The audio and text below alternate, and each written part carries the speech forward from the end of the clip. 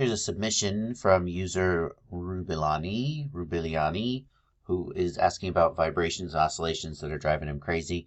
Says they're occurring at about 10 seconds to 20 seconds into the video. So let's take a look here.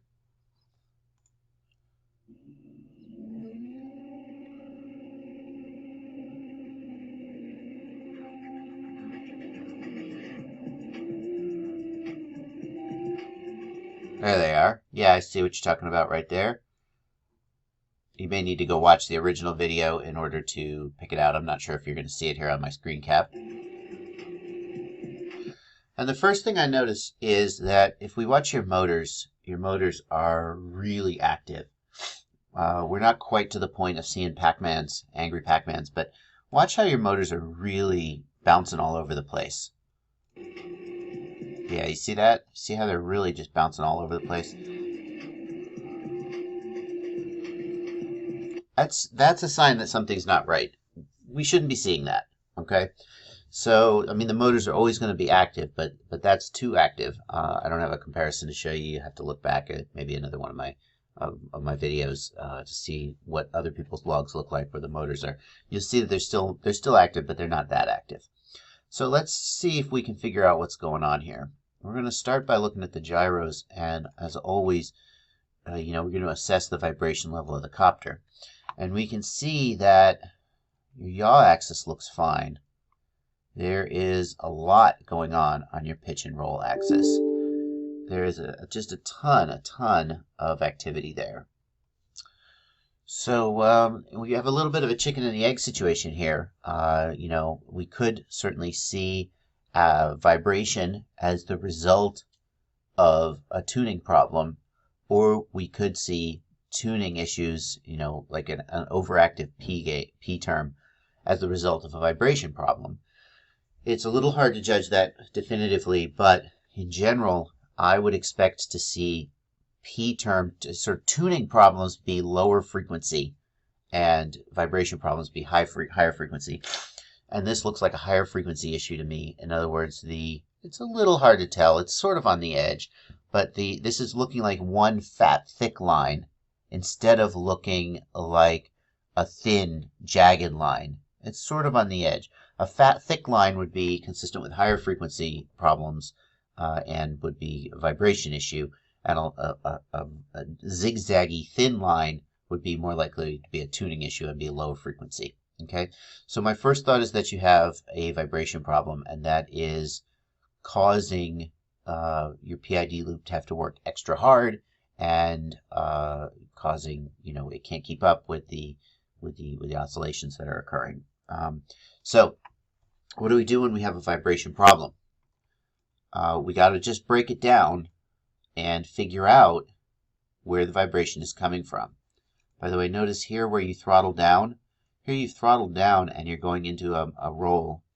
And notice that when you throttle down, the line becomes very thin. You see? And so this supports the idea that you've got a vibration issue in your motors. Probably your motors. Because that thin line means that there's not a lot of vibration. So here, when you throttle down, you go into this move, it stops happening. Actually, that's very interesting because you actually aren't throttled down that much. Let's put your motors up here and let's just dig into this a little more. Well, there you go. So yeah. So this is really indicative of the issue here. Look at your motors graph. Just look how thick these lines are when we're zoomed all the way out. Your motors are going just nuts trying to keep up with this vibration. This is really bad. This is really bad. Let me pause this video and see if I can find a comparison. No, I don't want to have to resync your video, etc., etc., etc. So I'm not going to do that. But if you look at the motors lines from other traces I've done, they're much thinner than that. They're much thinner than that. Yeah. So I think you have a vibration issue here. The tip that you have a vibration issue here is that these lines look thick, and when we zoom all the way out, and then your motors are just hyper active. Okay, so let's just dig a little further and make sure that what we're seeing here is not a tuning issue, because it still could be. It's hard to say. looking at your PID gains on roll, or your PID terms on roll, we can see that your D term is crazy active here. And so this could be a tuning issue. It still could be a tuning issue, by the way. I can't say for sure. You see how hugely active your D term is. Your D term is about 3 or 4 times the magnitude of your P term. So you have way too high D gain on roll. Now, there's a little bit of a feedback situation here, because if you have a really, really noisy copter with lots of vibration, then you can't have your D term as high because the D term amplifies noise. So you may actually have a perfectly reasonable D gain for a copter with a normal noise level, but your copter has a vibration problem, and so you have to pull back your D term to accommodate it. Or you could have a situation where your D gain is just way too high off the charts, and it is causing excess vibration because it's amplifying the normal amount of noise that's in the system. You see how it could go either way there? And I don't think you posted. Yeah, you didn't post a CLI dump, so I don't know what your D gain is. But you got one of two things here. I think your D gain is too high. Your D gain is too high for your copter's current flight condition, regardless. Whether that is the result of noise or whether that is causing the vibration in the motors, I couldn't say. Are we going to see the same thing on pitch? Yeah, yeah. So either you've got D gain too high on pitch and roll, or you've got vibration. You've got a reasonable D value, but you've got almost no D on yaw, and your yaw axis is clean. So that's very interesting. That might suggest, it's hard to say. It might suggest that it's your D gains that are causing the vibrations, and since your D gain on yaw is so low, it's not making the yaw axis vibrate. But it's also not uncommon to see more vibration on pitch and roll than on yaw. It sort of goes, it all depends on too many factors to judge. But I'm going to lean towards the idea that your D gain is too high, and your D gain is creating the oscillations, rather than the D gain activity being the result of like an unbalanced motor. Okay?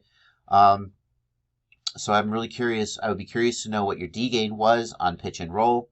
And my first suggestion would be that you knock those down. Try and knock those down to like 5. Take your pitch and roll D gain down to like 5, which is way too low for most flight conditions. But that's the idea, is if you knock them down to like a negligible value and you still have and your gyro traces still look like this. Let's go back. Gyros and motors. So if you knock pitch and roll D gain down to like 5, and your gyro traces still look like this, and your motors still look like this, then you have a vibration problem. But if you knock your pitch and roll D gain down to like 5, and your gyro traces and your motor traces clean up, then that's your answer. Is you don't have vibration, you just have too high of a D gain. If you do have vibration, here's what you do.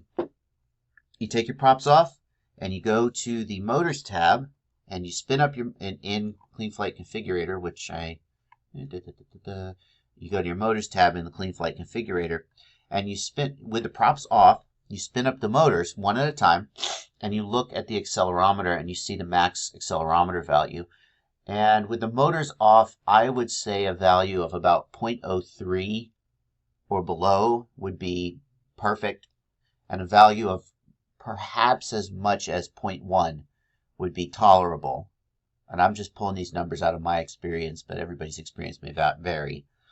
And then if you find any motor with a value more than, say, about 0.1, 0.1 that is, then I would suspect that you may have an issue with that motor, like a bent shaft, a bad bearing, or an out-of-round bell. You say you've changed your props a million times, and so it doesn't seem like this. I mean, if you had one bad prop and you changed it, then I'd expect it to clear up. But most any factory prop, you should be doing just fine. You should be able to get decent noise levels out of it. You don't say what props you're using, but chances are you're not using props that are hugely unbalanced from the factory. But I guess that's something that we would have to think about. But my inclination is that you are getting a ton of noise amplification from an excess D gain that is making your motors flip out and is making your copter have these kind of weird vibrations you're having. And if anybody were to ask me what does excess degain look like, I would say that this is a great example of it. So I hope that's helpful, and do post back and let me know how it comes out and whether whether it turned out to be right or what it turned out to be, so we can all learn from that experience. Happy flying!